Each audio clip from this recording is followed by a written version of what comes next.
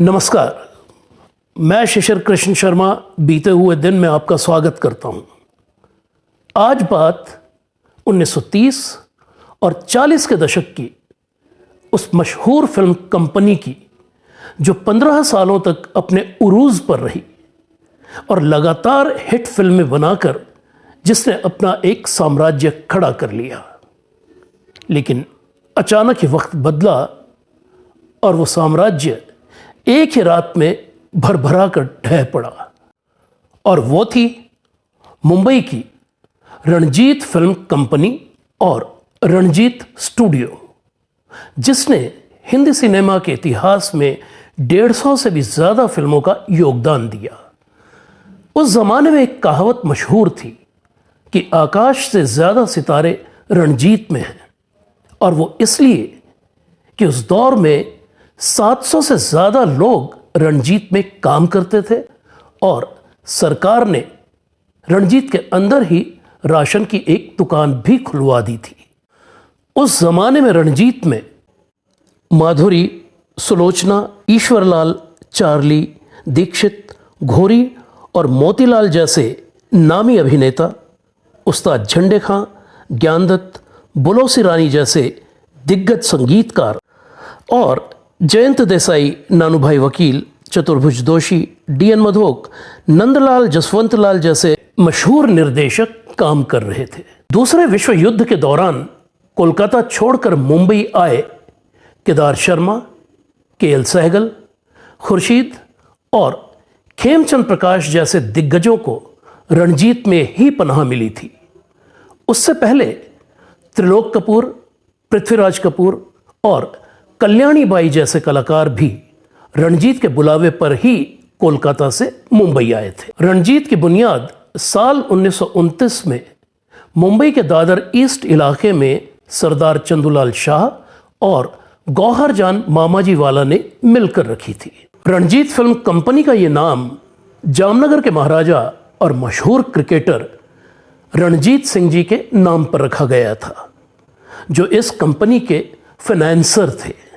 सरदार चंदूलाल शाह जामनगर के रहने वाले थे और मुंबई में उनका कॉटन का कारोबार था। गौहरजान मामाजी वाला सौराष्ट्र के एक बोहरी मुस्लिम परिवार से थीं। 1929 से 1931 के बीच रणजीत के बैनर में 31 साइलेंट फिल्मों का निर्माण किया गया। 1931 में टॉकी फिल्मों का दौर शुरू हुआ तो रणजीत फिल्म कंपनी का नाम बदलकर रणजीत मूवीटोन रख दिया गया। रणजीत मूवीटोन की पहली टॉकी फिल्म देवी देवयानी सरदार चंदूलाल शाह ने डायरेक्ट की थी और गौहर जान ने उसमें मेन लीड रोल किया था। रणजीत के बैनर में फिल्म निर्माण की रफ्तार का पता इस बात से चलता है कि वहां एक साल में औसतन 6 फिल्में बनती थीं। 1930 के दशक में रणजीत के बैनर में कुल 61 फिल्मों का निर्माण किया गया। साल 1940 में बनी अछूत के बाद गौहर जान मामाजी वाला ने खुद को अभिनय से अलग कर लिया था और वो पूरी तरह रणजीत का मैनेजमेंट संभालने में व्यस्त हो गई थी। और इसी फिल्म के बाद सरदार चंदूलाल शाह ने 14 साल तक खुद को निर्देशन से अलग रखा।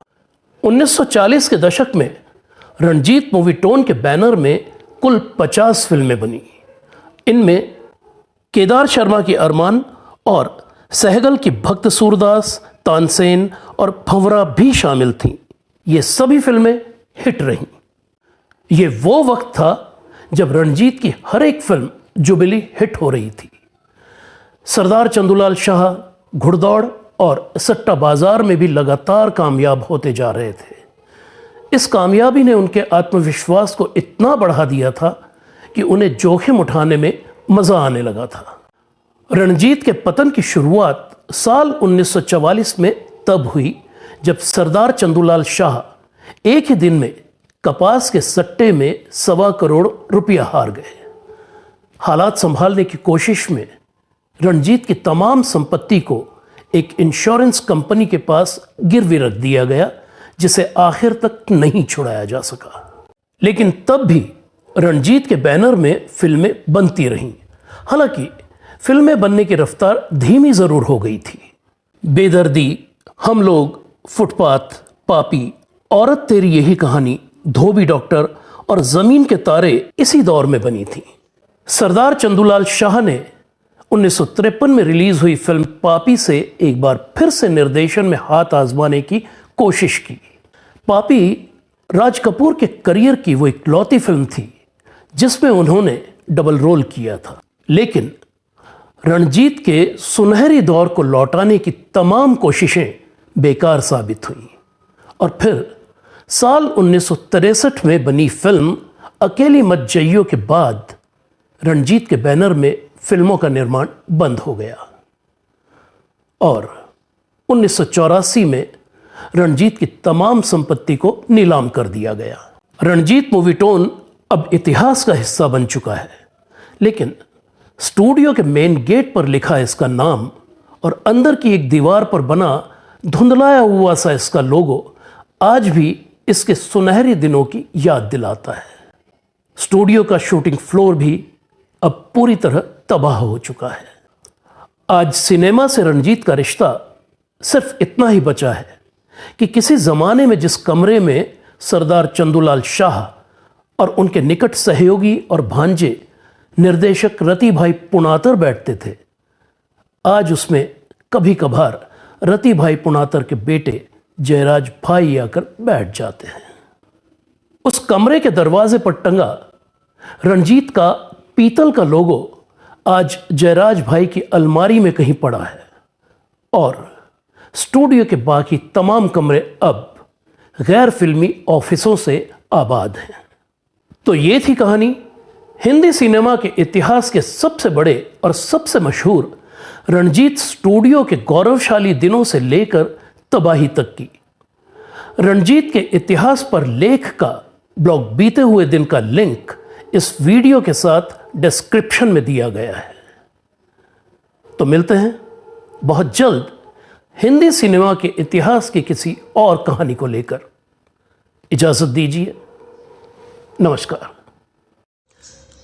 हिंदी सिनेमा के बीते हुए दिनों में लौटने के लिए इस चैनल को सब्सक्राइब करें और बेल आइकन भी ज़रूर दबाएं। धन्यवाद।